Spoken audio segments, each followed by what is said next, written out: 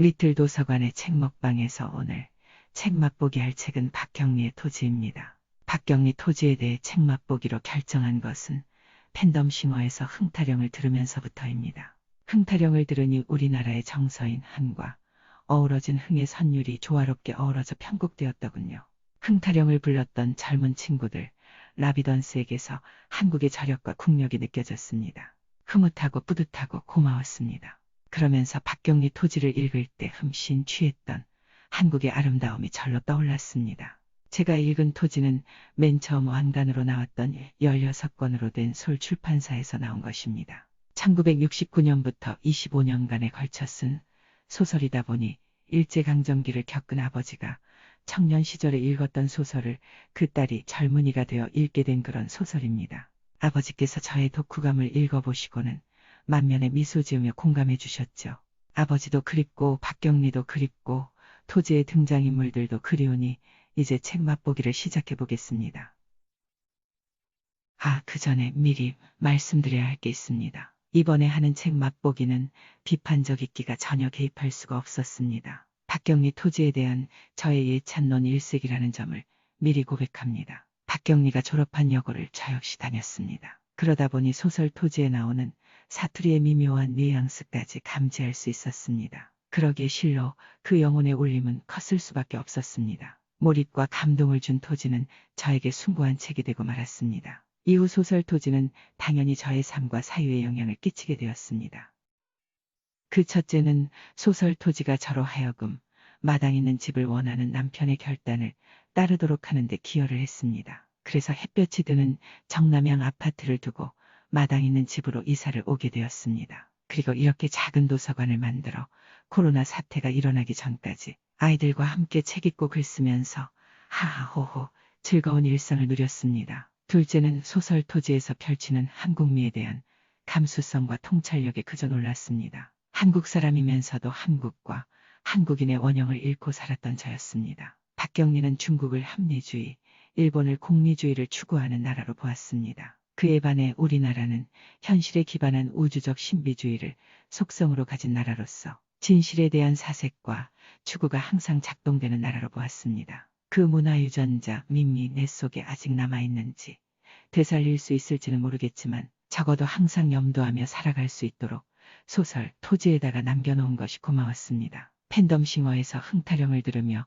그 밈이 우리들 속에 아직 여전히 잠재해 있다는 것을 느꼈습니다.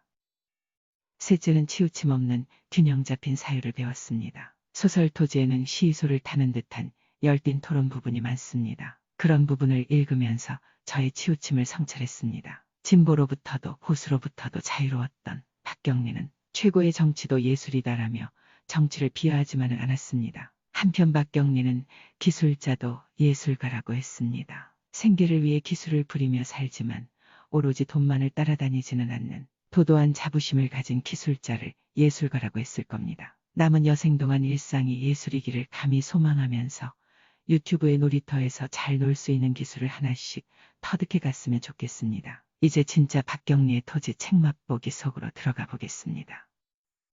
제목은 팬덤싱어에서 흥타령을 들으면서 박경리 토지와의 교감을 떠올리다입니다. 세상에는 고가의 작품을 소장하고 희열을 느끼며 감상하는 사람들이 있다. 그들보다 결코 뒤지지 않는 희열감을 토지 16권에서 얻을 수 있었다. 토지의 겉표지만 보아도 그 속에 알알이 박힌 활자들의 행렬이 읽어놓은 예술의 세계에 충만되기 시작한다. 토지와 나의 이 깊은 동화감은 어인일이며 도대체 어디서 비롯되었더란 말인가. 토지에 대한 애정은 나이가 들고 세월이 흐를수록 더욱 솟구치고 여운의 심도는 깊어만 가니 토지는 예술품 중에도 진품임에 틀림이 없다. 진품을 헤아려보는 심정으로 토지의 창작 능력에 버금가는 아니 그 이상의 감상 능력으로 독자인 나는 저자 박경리와 감히 견주면서 토지와의 교감들을 담담하게 풀어보고자 한다. 박경리가 창작 능력을 스스로 배양해냈다면 감상 능력은 나의 몫이다. 문학하는 사람도 아니고 문학할 사람도 아닌 그저 문학을 즐기는 사람으로서 나의 감상 자투리가 평론이나 비평이 될 수는 없다. 그저 이 나라 이 땅이 한 안하기 토지의 진한 감동을 가슴에 묻어만 두기에는 너무나 벅차서 용솟음 치듯 한바탕 펼쳐내 보이고 싶을 뿐이다. 감상 능력도 창조 능력과 더불어 한 작품을 더욱 고귀한 예술품으로 승화시키는데 일조하지 않겠는가. 감상도 예술일 수 있다고 스스로 주제넘어 본다. 박경리의 대하소설 토지는 1969년부터 1994년 사이, 즉 저자 자신의 나이 43세 시작해서 68살에 이르러서야 비로소 완간된 밀도 높은 작품이다. 25년간의 세월은 우리 인생에 있어서 결코 적지 않은 세월이다. 그동안 박경리의 사유세계는 끊임없이 확장되고 심화되었을 것이다. 그의 사유세계가 용해되어 있는 토지를 접하게 된 것은 참 귀한 행운이다. 그의 사유세계는 그 자체만으로도 과히 예술이라 할 만했다. 하물며 그가 빚어낸 토지에서야 문학과 더불어인데 절묘한 아름다움에 어찌 심취하지 않을 수가 있겠는가. 박경리는 이미 바탕이 되어 있는 자신의 사유 능력에 한국의 독창적인 아름다움이 그의 심미안을 자극하고 또 그것에 매료되어 토지를 시작했을 것이라고 짐작해 본다. 왜냐하면 그 속에서 한국의 문화, 전통, 역사, 정서를 용해하면서 독특한 한국미를 탐스럽게 읽어가는 저자의 소망을 토지의 행간에서 찾을 수 있기 때문이다. 그 소망이 저자로 하여금 토지에 오롯이 투신하는 삶을 살게 한 듯했다. 그 사실 하나만으로도 겸허한 감동을 절로 불러일으킨다. 토지하면 함께 떠오르는 것이 산천이니 뿌리니 고향이니 하는 것들이다. 그것들은 한국 땅, 한국 사람, 한국 문화와 연결되어 있고 또 그것들은 한국 토종 여자의 심성에 근접해 살고 싶은 나와 이어진다. 그 토지를 읽어낸 박경리 자신은 이미 한국 토종 여자였다. 저자는 한국인의 특성을 그대로 지닌 사람이고 한국 여인의 속정이 뼛속까지 사무쳐 있는 여자이고 그런 한국 여인이 얼마나 대단하고 엄청난가를 토지의 완간으로 자연스럽게 입증했다. 박경리는 한국을 지적으로 혹은 감성적으로 생생하게 보고 혼연일체가 된 듯 이해했다. 그리하여 삽삽한 한산 세모시 같은 비에 오래 묵은 한지 같은 저녁 빛깔, 빨강 댕기가 할랑할랑 그네를 등에 오염되지 않은 문체로 토지를 형상화해냈다. 그 속에서 밀빛, 옥색빛, 서릿빛, 비취빛, 갈매빛, 분홍빛, 꽃자주빛, 연두빛, 구릿빛 등과 같은 우리의 색깔을 줍게 되었을 때는 잃어버린 유년의 추억을 찾은 듯한 반가움을 느끼기도 했다. 그것은 저자의 문체가 한국적 영혼을 일깨워 주었기 때문이다. 또한 박경리는 일본 문화와 우리의 문화를 명료하게 대비시켜 보여줌으로써 한국미의 정수를 확연하게 심어주었다. 즉 일본 문화를 일러 진실이 존재하지 않는 감상과 칼로서 황폐해진 정신으로 그 어떤 것도 창조할 수 없는 반자연적인 문화라 했다. 그에 반해 우리 문화는 인간과 자연과 신비와 우주적인 것이 혼연일체가 된 높은 아름다움을 지니고 있다고 했다. 일본은 딱정벌레로, 조선은 나비와 학으로 극명하게 표현한 박경리의 문장을 따라가노라면 범인으로서는 가늠할 수 없는 저자의 직관력과 통찰력의 경이감을 금할 수가 없다. 박경리는 자신의 생각과 느낌을 묘사해내는 문체가 참으로 다양했다. 여릴 때는 여리게, 휘갈길 때는 휘갈기고, 다잡을 때는 다잡으면서, 서러울 때는 설게, 대찰 때는 대차게, 차가울 때는 차갑게 감성과 지성과 이성을 유연하게 들락거리면서 표표하게 토지를 이끌어가고 있는 것이다. 전문 작가 위대한 저자에 대한 찬사가 절로 나온다. 하지만 박경리는 세련된 작가는 아니다. 그것이 바로 한국적 저자의 진면목이다. 한국 토종 여자가 한국 토종 저자로서 완간한 토지는 우람한가 하면 지극히 소박하고 용감무쌍한가 하면 그지없이 부드럽고 해박한가 싶으면 절제로 생략하고 지성이 번쩍이는가 하면 어느새 녹록한 감성으로 돌아와 있다. 또한 호방한 남성적이기도 했다가 섬략한 여성적이기도 하다. 그런 문장의 굴곡은 박경리를 단단한 외골 속에 넉넉한 사랑의 정을 담뿍 품은 사람으로 헤아리게 한다. 강하기도 하고 약하기도 한 이 두 품성의 자연스러운 어우러짐이야말로 우리 한국인의 속성이 아니겠는가. 그래서 박경리의 문체에서는 우리나라 산세의 흐름이 떠오른다. 그리고 땅이 사람의 품성을 길러낸다는 말도 함께 떠오른다. 박경리는 토지를 땅도 생명이다 라는 심원한 통찰력으로 꿰뚫으면서 땅을 기조로 한국인과 한국 문화를 풀어나갔다. 40이 넘은 봉순내가 떨어진 석류꽃을 줍는다. 석류꽃이 아까워서 얼마나 예쁜지 하면서 자식 기르는 것, 일하는 것만을 보람으로 지내온 두만네의 충실한 인생에 햇볕은 더없이 따사롭게 비친다. 오늘 감자를 팠는데 아들 삶아 먹이소, 아들 굶기서 되겠소. 용인은 살인 공모자, 칠성의 안악, 이민의 집에 감자를 붓는다. 토지 속의 이런 구절들은 박경리의 심원한 통찰력이 생명 가진 것들에 대한 보편적 사랑에서 비롯된 것임을 간파하게 한다. 그것에 덧붙여 박경리가 태어난 이래로 한국의 풍토에서 그동안 겪었던 인간 시대 사회 문명 또한 그의 통찰력에 지대한 영향을 주었을 것이다. 박경리가 1926년에 태어났으니 일제강점기의 한가운데를 살아내고 해방 이후 6.25를 만나고 좌우익을 만나고 서구 문명을 만나고 경제 개발을 만나고 민주화의 소용돌이를 만났을 것이다. 그리고 자신이 동서고금 문헌으로부터 쌓은 지식과 지혜는 그 토대를 균형 잡게 도와주었을 것이 분명하다. 그러니 박경리는 언제 어디서 무슨 명제를 부여잡든지 균형 잡힌 그 토대를 반추하면서 핵심에 집착 연구하고 직관으로 비약 상승에서 걸러진 심원한 통찰력으로 용해내는 능력을 발휘하였다. 그래서 토지의 행간마다에는 독자적이면서도 자유로운 박경리의 정신활동의 흔적들이 역력하다. 박경리는 세상 사는 모든 이치에는 상반되는 논리나 현상이 당연히 존재함을 알고 자신이 부딪힌 명제의 편협한 주장이나 외침으로 표명하지 않고 유창한 분놀림으로 치열하게 자신의 내면과 싸우듯이 모색해 나갔다. 사람의 마음이나 살아가는 방법이 천태만상이니 이론대로 틀 속에 끼우려들면 그 이론은 쇠붙이처럼 굳어져서 사람의 마음속에 스며들지 못하고 사람의 배만 찌는 결과가 된다. 민족의식 동포에 애국심 충성심 따지고 보면 그것들은 인간 최고의 도덕이면서 참으로 진실이 아닌 허울이다. 집단의 생존 본능이요. 집단의 탐욕을 아름답게 꾸며대는 허위다. 무는 무에 의하여 주살당하고 무는 무에 의하여 쇠망하는 역사의 이치는 생과 사와 같이 인류와 더불어 영원히 끝이 없는 것이다. 토지 속의 이런 구절들은 박경리의 내면 싸움을 잘 대변해주고 있다. 아무튼 박경리는 양반 선비를 끌어안았다가 싼것 서민을 끌어안았다가 종래는 그 모두를 끌어안고 애정을 쏟게 이른다. 생명 가진 것들이라면 모두 걷어품는 그의 농밀한 애정에 인간적 성숙을 느끼지 않을 수 없다. 그 성숙은 참으로 투명하게 와닿는데 그것은 신비스러운 교감이었다. 박경리를 일러 보수적이다, 진보적이다, 똑부러진 합리적 사고로 판가름할 수가 없다. 판가름할 수 없는 이 비합리의 오묘함이야말로 바로 한국인의 정과안의 심성인 것이다.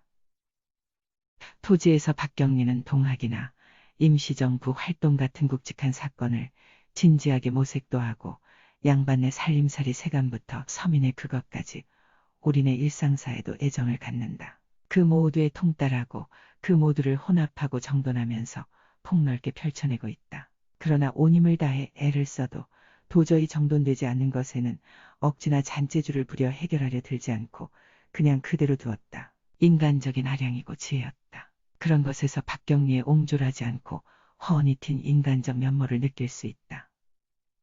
사람은 사람일 따름 신은 아닌 게야 목숨 받아 슬픈 것이 하고 마는데 너의 힘으로 어찌해. 세상이 이치대로만 되는 거는 아닌갑더마. 사람의 마음도 이치대로만 되는 것도 아니고 사람이 도리를 다하고 의를 지키는 기 어디 인력으로만 되더나. 착한 사람이라고 어디 나쁜 마음 안 묵건데 나쁜 사람도 한 번쯤은 좋은 마음 묵어보고 지은 죄도 무서봐도 해보고 진리는 만인이 함께 가질 물건이 아니거든. 사람이란 어디 오기대로 다하고 삼낼까. 반평생은 자식을 위해 사는 건데 애미 실한개를 마시야 아이는 잘 크니께요.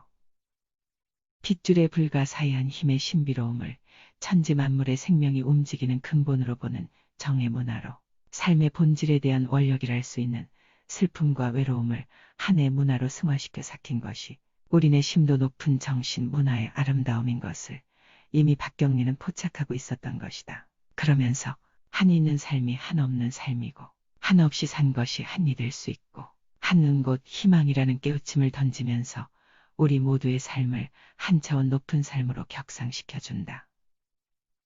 토지는 인간에게 관한 탁월한 고전이라 할 만하다. 남성은 남성다움으로서 아름다울 수 있고 여성은 여성다움으로서 아름다울 수 있을 뿐만 아니라 남성 속의 여성이 여성 속의 남성이 내재해 있는 성의 순리를 체득한 조화로운 인간들의 한마당이 바로 토지였다. 그 조화로운 인간이 한국인의 속성이다. 토지 속에서 길상, 환, 강쇠, 짝쇠, 용, 영팔, 홍 등 호쾌한 남아들도 울어야 할 때 울었다. 그들은 진정으로 남자답게 울었고 그들의 눈물은 남자의 눈물이 아니라 인간의 눈물이었다. 또한 토지 속의 여자들은 턱없이 순종적인 것은 아니었다. 할 말은 하고 살았고 끝내 해야 할 일은 하고야 말았다.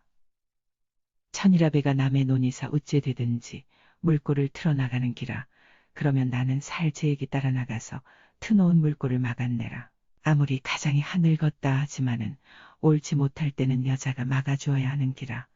그게 남정네 욕을 덜 먹이는 기고 자식들 앞길도 열어주는 기고 예절이 바르고 마음씀이 공평한 인품의 봉순내한테는 성질 거친 사내종들도 다소곳하다. 길상은 서희의 현명함을 믿었고 꺼기지 않는 그 성품을 사랑했으며 고맙게 생각했다. 토지의 이런 구절들은 한국 여자의 순종미가 인간적인 성품이 선행된 이후의 다소곳함이기 때문에 비굴하지 않은 힘 있는 순종이며 그러기에 그것은 인간의 아름다운 자태였던 것이다. 박경리는 여성이라는 굴레의 얽매임 속에서도 자유로울 수 있는 성숙한 역량을 갖춘 사람이었고 그것은 또 25년의 적잖은 세월 동안 토지의 틀 속에서도 자유로운 창작 활동의 영역을 나름대로 확보할 수 있었던 밑받침이 되었을 것이다.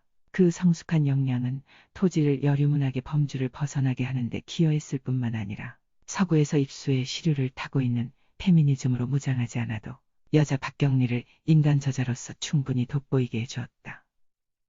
그리하여 많은 작가들이 단편적인 시야, 비성숙한 시류, 일시적인 상업성에 깊이 없이 범람하고 있는데 반하여 박경리는 토지로 25년간의 팽팽한 긴장 속에서 고군분투한 성과로 우리 문학사에 또렷하게 입지를 굳혔다. 그것은 분명 신이 박경리에게 부여한 운이고 복이다. 박경리는 그 운과 복을 걷어차지 않고 생사의 고비를 넘으면서까지 처절하게 걸머지고 부둥켜 안았다. 그렇게 토지와의 교전을 운명처럼 이끌어온 박경리에게 여자이기에 더욱더 위대하다는 말은 어불성설이다. 위대한 여자가 아닌 위대한 인간 박경리인 것이다.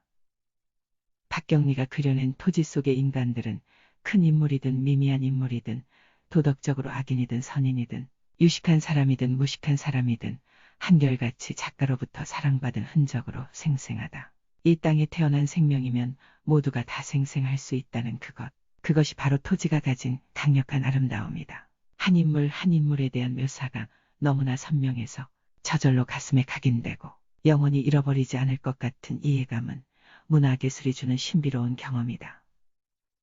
서희는 자기의 삶을 요란하게 떠들지 않으면서 유식하고 개인으로서도 백성으로서도 자신의 본분을 잃지 않은 조선문화 그 자체였으며 김화는 슬픔이 빚는 진실과 슬픔이 포용하는 크나큰 사랑을 지니고 또 처절한 절망 속에서도 생동하는 생명력을 지닌 사람으로서 마침내 인간이 도달할 수 있는 높은 경지에 이르러 자연 그 자체가 되었다. 이 용은 맺고 끊음이 없는 사내이면서도 분명한 사내로서 누구에게 가슴에 못질한 일도 없고 깊이 관여하지 않으면서 도인같이 표표했다. 월서는 인간의 마음이 아름다울 수 있는 극치를 그지없이 자연스럽게 지닌 맑은 보석 같은 여자였다.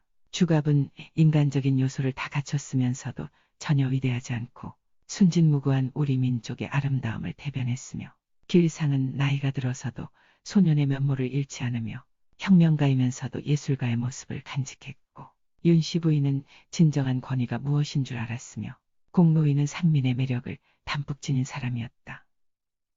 하지만 박경리는 이러한 인물들만 편애했던 것은 아니었다. 이런 인물들에 반하여 냉소적인 최치수, 소심하고 교활한 조중구, 잔인한 일본의 밀정 김두수, 갈등을 즐기는 비정한 조용아, 소유욕의 화신 이민에 이르기까지 박경리는 토지 1부에서 5부에 이르는 수많은 인물 하나하나에 애정의 흔적을 남겼다. 10손가락을 깨물어 안 아픈 손가락이 어디 있나 하는 박경리 심중의 소리가 들려오는 듯하다. 토지 속에는 설사 맺을 수는 없다 하더라도 한시적이지 않은 은근한 사랑이 면면히 흐르고 있다. 강포수의 귀녀에 대한 사랑이 그렇고 용여얼선, 환과 별단아씨, 오가다와 인실의 사랑이 그렇다. 박경리는 아낌과 보살핌을 간과한 지나친 정열은 사랑이 아니라는 것을 전제하면서 도덕적으로 불륜이라 할 수 있는 길상과 우기네, 상현과 봉순, 홍의와 장희의 관계를 조악하지 않고 군더더기 없이 투명하게 보여주고 있다. 그만큼 인간 박경리의 정념이 순수하고 맑으면서 따뜻하다는 것을 감지할 수 있다. 토지에는 우리나라의 근대화와 함께하는 사랑의 형태가 큰 줄기로 흐르고 있다. 윤씨 부인과 김계주의 시대는 은밀하다 못해 참혹한 상처를 지닌 채 영원히 비밀 아닌 비밀로 묻혀야 했다. 환과 별당아 씨의 시대는 감히 사람 사는 동네에 내려올 수 없어 산중에서나마 짧은 기간 동안 함께 지낼 수 있었다. 길상과 서희의 시대는 하인이었던 길상의 혈통을 명확하게 드러내지 않고 보류한 채 사람 사는 동네에서 자식 낳고 살 수는 있었지만 상처 없이 원만할 수는 없었다. 이와 같은 사랑의 흐름은 막을 수 없는 시대의 흐름에 상응하는 것으로 그것이 순리임을 박경리는 기꺼운 마음으로 받아들이고 형상화해냈다.